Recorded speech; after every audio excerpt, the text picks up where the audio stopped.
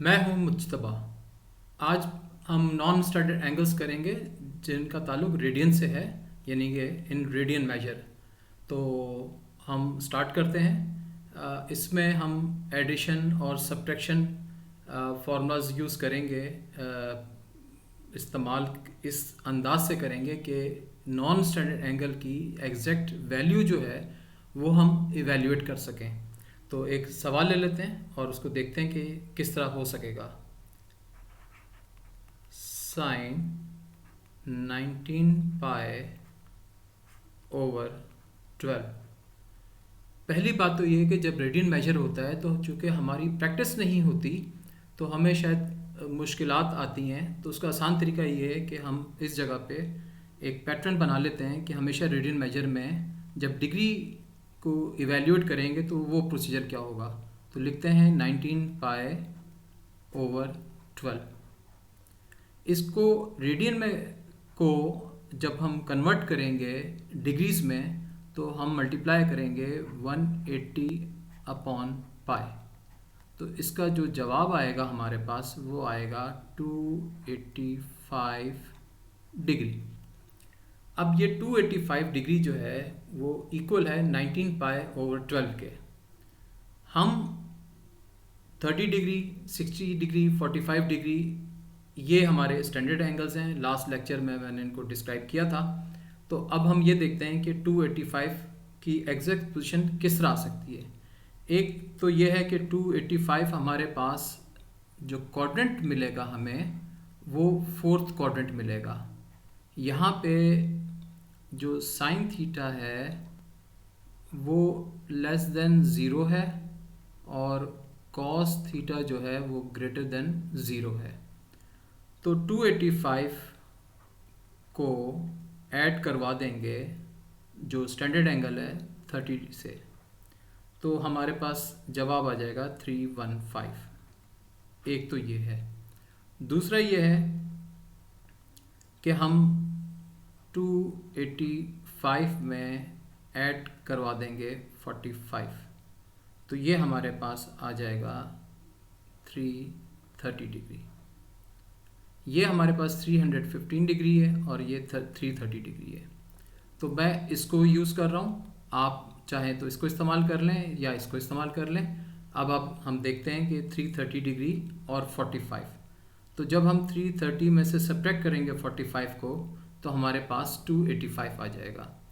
चूँकि 285 हमारा non standard angle है तो इसको इवेल्यूएट करने के लिए ज़रूरी है कि हमारे पास स्टैंडर्ड वैल्यूज़ मौजूद हों। तो अब हम ये करते हैं कि हम इसकी वैल्यू को इवेल्यूएट कर लेते हैं इन रेडियंस 330 को। तो 330 को मल्टीप्लाई करेंगे पाई ओवर 180 से, तो हमारे पास जो जवाब आएगा वो 11 पाई ओवर 6 आएगा। और जो हमारे पास 45 डिग्री है वो अगर आप पाई ओवर 180 करें तो हमारे पास आता है पाई बाय 4। तो अब इसको जब लिखना है साइन 19 पाई ओवर 12 को, तो जो हमारे पास एडिशन और सब्ट्रैक्शन फार्मूले हैं तो हम यहाँ लिखेंगे sine alpha minus beta. Reason क्या है कि अगर हम 330 से 45 सब्ट्रैक्ट करेंगे तो 285 आएगा। तो इसको ओपन कर लेते हैं फार्मूले को। तो ये आ जाएगा sine alpha cos beta minus cos alpha sine beta.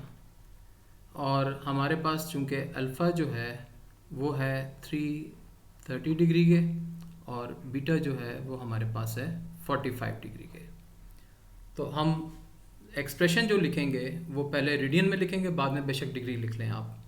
तो साइन अल्फ़ा जो है वो हमारे पास है साइन, एक चीज़ कम रह गई थी, यहाँ पे मैं कर देता हूँ, sine 11 pi over 6 minus pi over 4।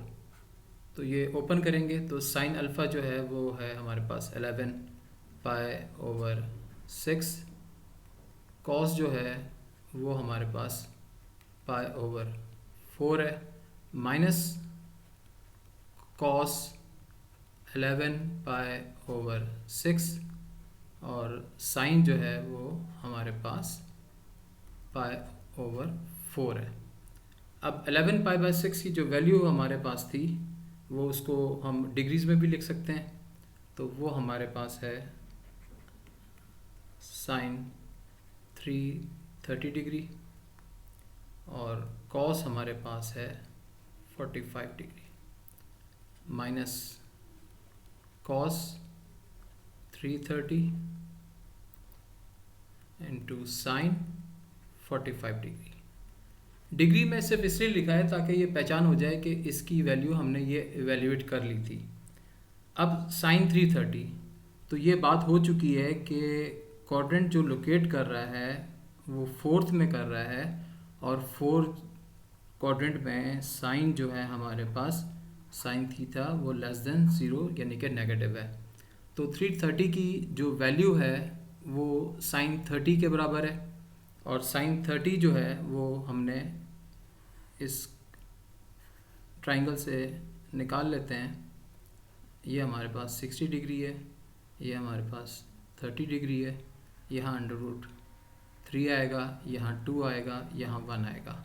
इसी तरह 45 के लिए हम ड्रॉ कर लेते हैं। 45 के लिए हमारे पास जो वैल्यू है वो 1:1 और यह हाइपोटेन्यूज पर √2 है। तो चूंकि मैंने ये कहा कि साइन 330 जो है वो फोर्थ क्वाड्रेंट में लोकेट करता है और नेगेटिव है, लेकिन हम वैल्यू जो है वो एक्यूट एंगल पे पहले निकाल लेंगे और वो है 30 डिग्री। तो साइन 30 डिग्री जो है वो हाफ के बराबर है।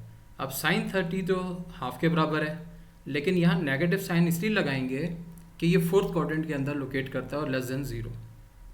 और cos 45 1/√2 minus cos 330 fourth quadrant में पॉजिटिव है, तो यहाँ पे हम वैल्यू जो है लिखेंगे वो √3/2 और साइन 45 1/√2। आप इसका मल्टीप्लिकेशन कर लेते हैं तो -1/2√2 माइनस √3/2√2। इसका एलसीएम ले लें तो एलसीएम आएगा 2√2, तो यहाँ आएगा -1 और यहाँ आएगा -√3। अब हम ये समझ रहे हैं कि शायद हम जवाब दे चुके, ऐसा नहीं है।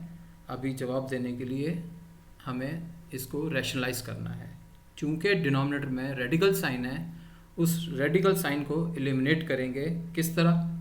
मल्टीप्लाई करेंगे न्यूमरेटर और डिनोमिनेटर को 2√2 से, तो ये हमारे पास आ जाएगा -1 -√3/2√2 इंटू 2√2/2√2।